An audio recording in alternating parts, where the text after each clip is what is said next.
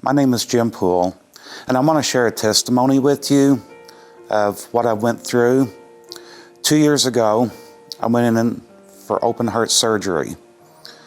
And the surgery that was going to be done was quite complex, but I went in March 29th of 2018 up at St. Louis, and my open heart surgery was scheduled.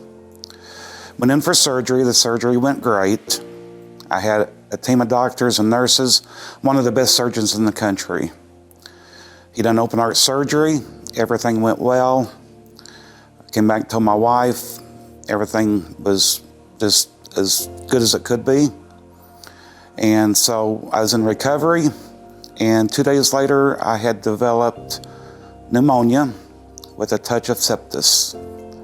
With that, they put me back into an induced coma, and I laid in that coma for 2.5 weeks.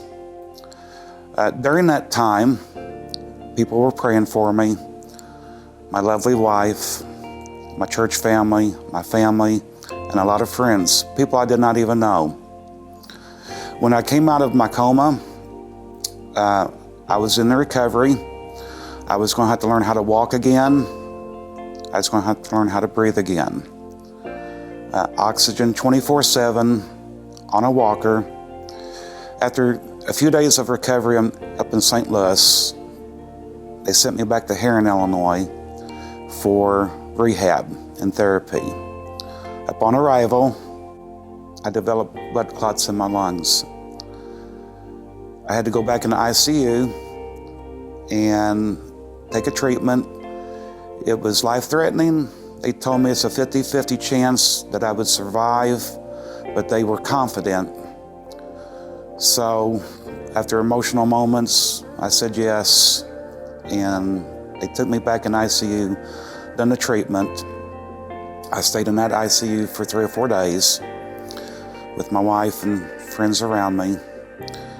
The prayers that I received from my wife and my church family and so many others, I'm going to say the army of God, took a powerful impact on my recovery. I recovered out of that, sent back home, took a few months of therapy, and was looking good.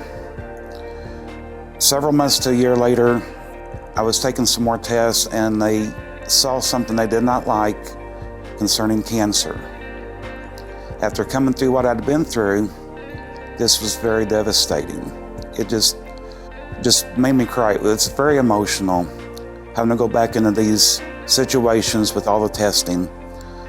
Went back up to St. Louis, ran a test. The urologist came back and said, "Jim, this is critical. You've got a very high cancer level in your body." Did not know what to say. He said, "I want to see you back in 3 weeks. We're going to do another test." So I agreed to that. I told my wife, I said, "I want to do it." So we went back up there a few weeks later. They took another test, totally different. And a few days later, the urologist calls back and says, "For some reason, this has come back in the middle. Don't quite understand it." He said, "I want to bring you back for one final test." He said, "This will tell all." So I looked at my wife. I says, "I want to do it. It's going to be hard, but let's do it."